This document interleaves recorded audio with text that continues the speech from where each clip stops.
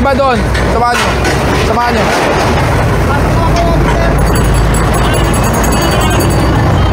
Wala po ba kayo pwedeng lapitan? Ay, dati may bahay dyan. Sabi na may bahay. Baka pwede.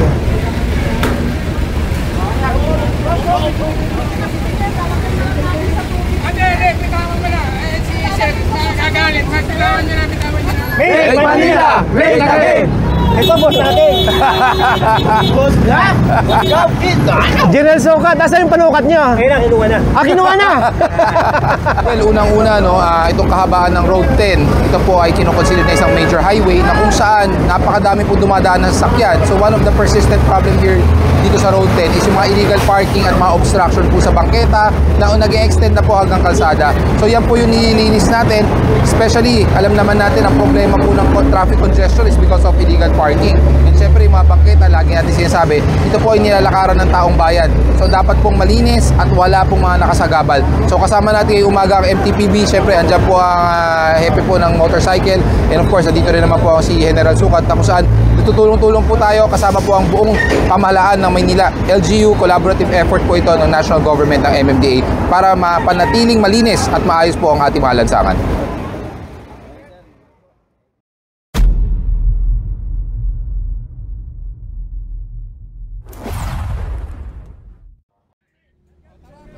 So ayon naman sa napagtanungan natin mga or mga authority rito, hindi pa natin alam o hindi pa nila alam kung hanggang kailan ito yung mga natitira ditong nasunugan. Kaya ayan, nakikita naman natin na mga bago pa yung mga kahoy dito.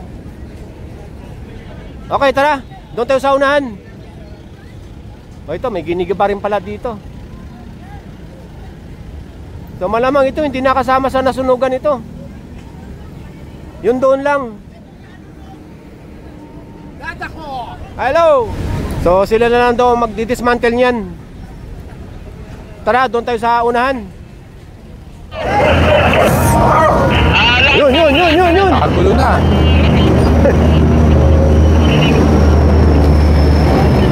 Doon sa kabila. Unless binura. Actually, yun yung problema sa mga e-trikes, e-bike, itong mga three-wheeled vehicles. Meron dapat mga VIN or chassis number. But the problem, tulad niyan, ini-scrape off nila. Kasi you cannot impound pag walang any serial, any chassis, any VIN number. So, hindi siya papasok. Walang matitikita na identifying mark. So, paano sir? Anong gagawin natin pag ito? Well, as much as possible, hahanapan natin ng any identifying mark para makuha natin. Pero worst comes to worst, pag talagang wala, yun ang problema, hindi natin ma-impound.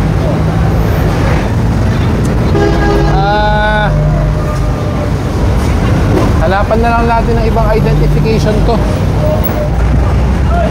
Alam ko na. Buksan nyo nga.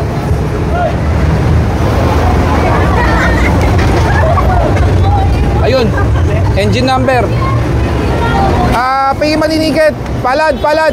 Pikita mo na to. May engine number. Alpha Nancy. Pingin flatbed. Baka pwedeng i-series to. Tingnan nyo nga kung nakalako hindi. Pag hindi, pwede i-series to. Hindi. Pa-series nyo na lang tong itong trike na to.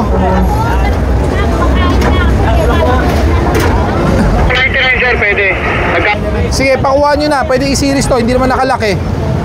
Dali nyo na lang dito. Dali nyo to para mabilis.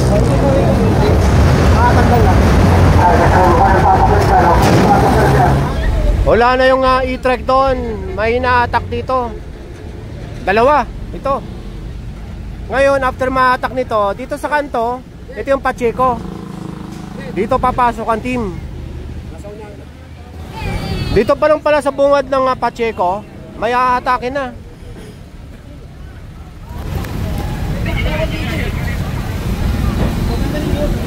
Bawal. Nagalingin na. Bawal din. Oh, may lutuan na pala dyan. Lahat kompleto na kayo. Tingnan nyo, dati wala ito. Nung nag-clean kami, wala ito. Ngayon, nilagay nyo. Okay. Isahan nyo na. Saan nila para Nakapatong sa mabilis sila bangketa. magtanggal?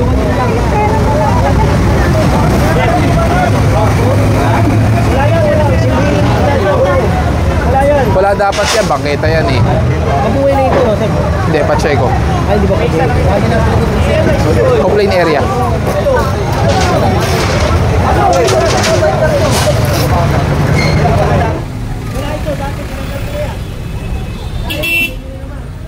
So ayon kay General Sukat, dahil taga dito sila, sa Maynila, regular na nagki-clearing.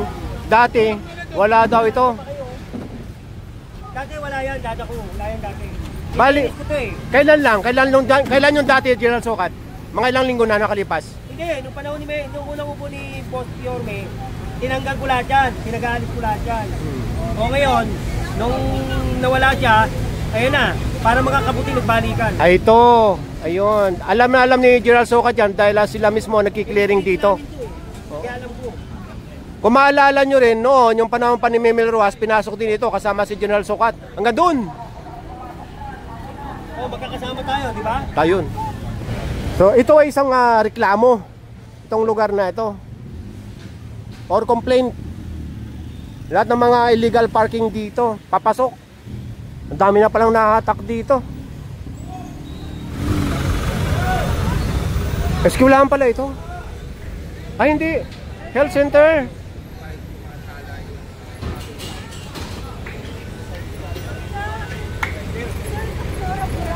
Ito na, dumating na yung may-ari.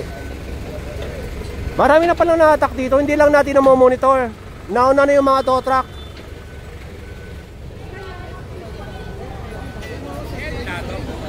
Hello! Baka pwede. Dito lang po ako sa center. Opo, pero hindi, meron po kasi kaming consideration na binibigay na within 5 minutes, pag lumabas po kayo, ticket lang. Unfortunately, hindi po kayo nakalabas. Nagpapaanak kami sa taas. Opo, pero pasensya na po, hindi po namin pwedeng ibaba. We have certain protocols that we have to follow. So if binaba ko po yan, lahat po yan ibababa po namin. So we'll be breaking our own protocol sa mako-compromise po kayo. Sige. Kung may driver po kayo, pwede niyo po pasamahin na lang. Sir, ito yung ako lang po ang driver eh. Opo, pero kasi no parking zone po kasi dito eh. Oo. Hindi na, kasi sa center naman eh. Tapat naman kami ng center eh. Nonetheless po, Doktora, with all due respect, Yes po. the road or ang kalsada po ay hindi naman po pagmamayari or private property kahit na tapat po yan ng health center. Dapat po yan may designated parking tulad po dyan. Opo. Opo. Pasensya na po kayo, ha? Please. Hindi ko po mababa. First time ko lang naman eh. Opo. Alam eh. Pero kasi po, no parking zone po talaga ito. Pwede naman po kayong sumama or kung meron pa po kayong ginagawa, pwede na lang po kayo sumunod later on sa impounding. Makukuha naman po kagad yan. Opo. As long as you have the proper documents, the ORCR, lisensya, makukuha naman po agad. Pasensya na po kayo, Doktora, ha? Kasi pag binaba ko po, makukompromiso rin po kayo. Baka masabi, alam niyo Pwede na ko po. bang kasamahan yung drive? Kaya lang, Pwede po. Hindi naman siya marunong mag-drive. Pag meron pong ibang pwedeng mag-drive, authorization letter lang po kung sa ibang tao po nakapangalan yung sasakyan. Pasensya na po, Dok, ha? Hello po.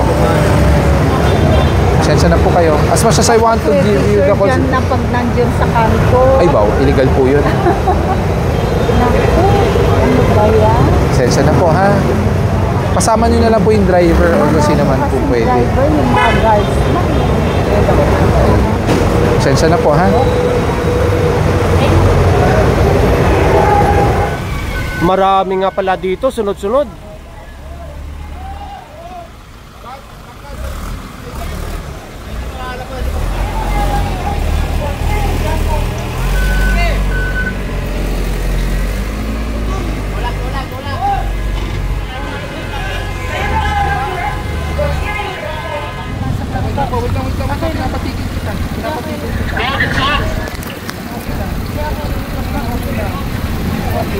Wala ka po bang helmet?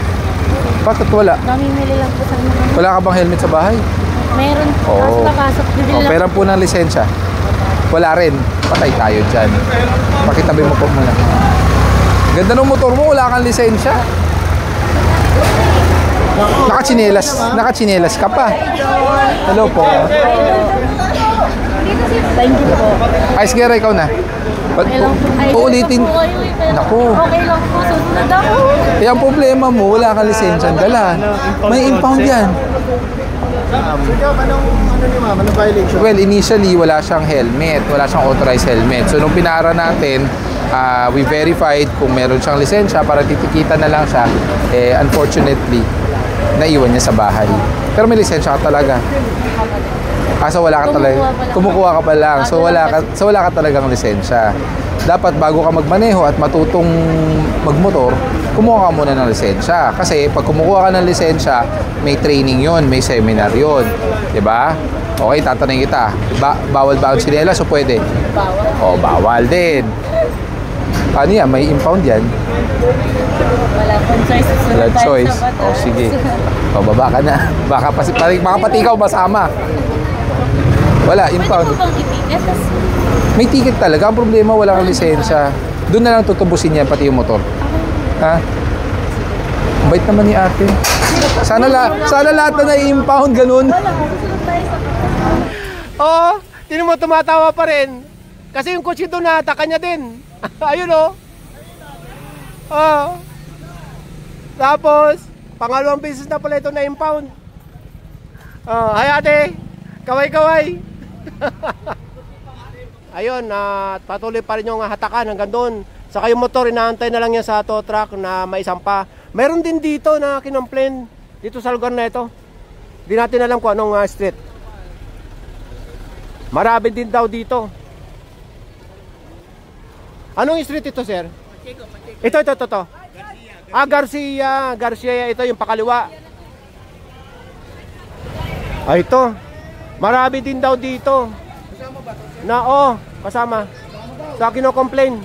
Dito kasama to? Kasama. Naku. Hindi na maganda yung amoy dito.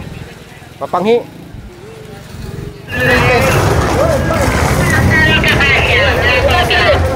Pinabibit-bit na lang itong tent. Kita mo na lang.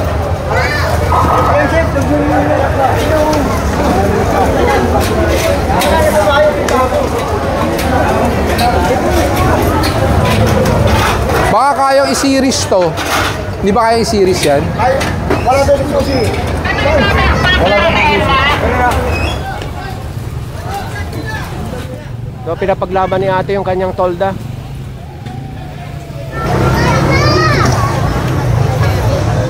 Nung nandun pa tayo sa Pacheco, napansin natin yung PhilHealth o yung health center.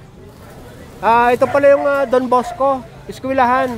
Magmula doon sa bungad hanggang dito sa loob ng Garcia, ito yung Don Bosco, school saka simbahan. Sa oras na 12 noon ng tanghali. So, umikot lang tayo galing doon sa CP Garcia at nandito na tayo ulit sa Arten. Papunta ng Navotas area.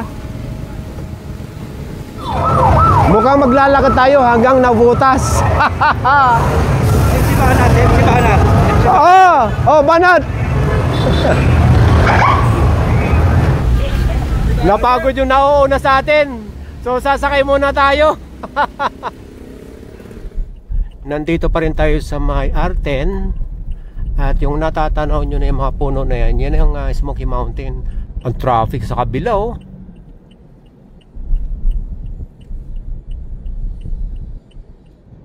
Ito yung mga truck andi dito. Yan ang mga matitikitan. Sunod-sunod, ginagawang tambayan ito eh. Nauna na pala yung ibang tropa o enforcer. Nanikit na dito.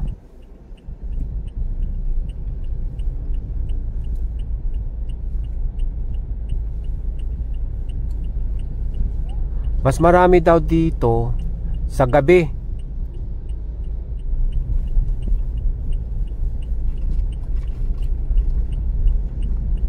Kabilaan daw pala, narinig ko sa radyo. Ayun, yun. Nakikita ni Sir Gab.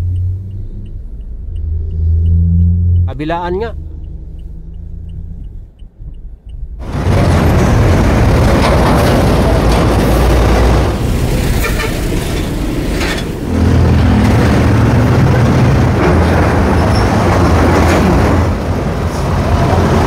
pala yun. Naku po.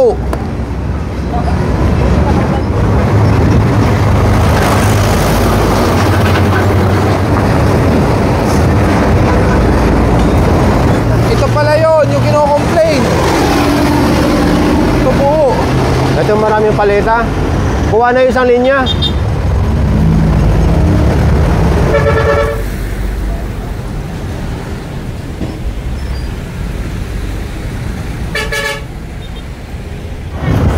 Sa inyo po to? Ano nangyari? Bakit ginawa niyo pong tambakan ng tulay? Ito po yan, pinapahakot namin sa yung naghahakot. Ayaw naman nila hakutin. Kami po nagwawalis. Ay, hindi po ito pinag-uusapan natin. Ito po ang pinag-uusapan natin. Ito po. Tulay po to. Dapat wala pong nakaharang sa tulay. Paano nyo nagawang tambakan to? Ang araw po, hindi ba po yan ganito? Hindi siya tulay na talagang total na nagawan tulay. Parang na ano lang po siya na, tapos ginawa ho yan, ang nangyari, hindi na tuloy. Ewan ko bakit. Hindi na tuloy oo, ang... kasi yung hindi yata nabayaran ng ilang million yata yun doon. Puro magtulay ito. Tulay to eh. Sa Opo. gobyerno po to. So, paano nyo ginawang... Hindi ko na mabilang. Ilang libong ano to? Paleta. Ikaw may-ari mismo? Bali kukuha ko kami ng slab. Yan lang hindi siya. Eh, saan po? Hindi po pwedeng ganun to. Hanggang saan Basta yan? sir, ito, inaano rin namin na Hindi po, wala- hindi lang po ito kasi under Republic Act 4136 ang mga tulay, flyover, footbridge, lahat po yan dapat walang obstruction. Eh delikado po itong ginawa nyo. Di ba? Ano po yan? May mga nakatira dyan po sa ilalim. Bali, marami bahay po yun sa ilalim. Nagre-renta po ba kayo dyan? Hindi naman po. So wala po kayong renta. Bali, scrap lang kasi yan. Kunyari, may patapos sa mga So yung property kumpanya. na ito po ay sino po may-ari? Asawa ko po, yung gusto. May-ari ng lupa? Ay, hindi. Sino po may-ari ng lupa? Sa Gobyerno. gobyerno po siguro. Okay, so paano kayo nag-set up dyan na wala po kayong nirerentahan? Hindi, nangarap ko ng una kasi hindi ganito eh. Itong lugar na to nakakatakot ako. Opo. Talagang, as in, na-discover namin to noon sa asawa ko. Wala pang masyadong ano. Tapos, ang na-discover rin ng NHA. Okay, ganito na lang po. Ano po magiging mabilis na solusyon? Kailangan ko maklaro po ito. Sa ngayon po, sir, bigyan mo ng ng panahon, pero tatanggalin ko. Gaano katagal na panahon po? Hindi ba natin pwedeng maumpisahan man lang itong harapan? Ay, sige. Ay, paumpisahan ko po. Para kung sa ganun, makita nyo pag dumadaan kayo. Bigyan kita ng hanggang Wednesday ngayon, di ba? Bigyan kita hanggang Monday itong harapan kailangan clear out. Adjust na. Itong harapan, umpisahan nyo, clear out. Gusto ko makikita ko tong railing ng footbridge, ng tulay. Sige. Tapos saka natin unti-untiin po yun nasa loob. Kasi Ano po ngayon? Wednesday po ngayon. Isang linggo po. Bigyan Wednesday. kita hanggang Wednesday. O, sige po. Itong buong harapan na to, wala po ko makikitang paleta. Sige po. Tapos saka natin ayusin kung paano natin Ay, ayusin sir, yung loob. thank you, sir. Kasi hindi po pwedeng ganun. Po, sir. Kasi tinan nyo sabi kayo na nagsabi, gobyerno ang may-ari.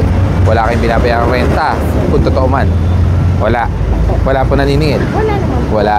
O, tinan nyo, ilang taon nyo na po napakinabangan to. Ang problema, naabuso. Diba? Imagine mo. So, ka ba nung case na to? Well, apparently, sinasabi nila, matagal na daw ganun ang situation dito. Ngayon nga lang, recently lang, siguro masyadong marami yung nakuha nilang mga scrap at wala silang mapagdalan. Ayun, pinagpatong-patong. Yung mga paleta, saan po galing mga paleta? Bali, pag may ano po ng mga kumpanya na kunyari palinis sila, kami na lang po kumukuha. Sayang naman. So may truck po kayo. Yung una ko, umaarte na kami. Tapos yung nakaipon kami, Oo. kami na second hand. Oo, ibig sabihin maganda ang negosyo. At babalikan ko po kayo, ha? Promise yan. Okay? Kasi pag Wednesday, kung ano man makita ko, umpisahan ko na pong bawasan. Umpisahan na po namin. Umpisahan mo na ngayon. O, sige. Nakaku ka dyan, ha? O, sige. Umpisahan daw nila. Thank you po, sir. Sige po, ma'am. Ang oras ngayon ay 12:30 na ng tanghali at nandito pa rin tayo sa may Arten at sa ibabaw ng tulay. So sa oras na ito ay oras na ng pananghalian. So abang-abang na lang kayo ng susunod na Kalye Serye. Okay? Back to base na muna tayo ngayon. Bye!